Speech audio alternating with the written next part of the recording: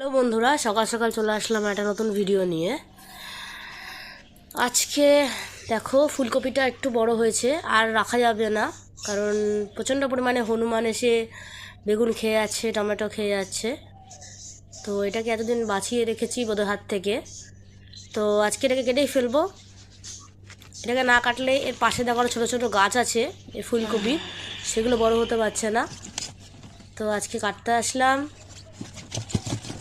First ফুলকপি।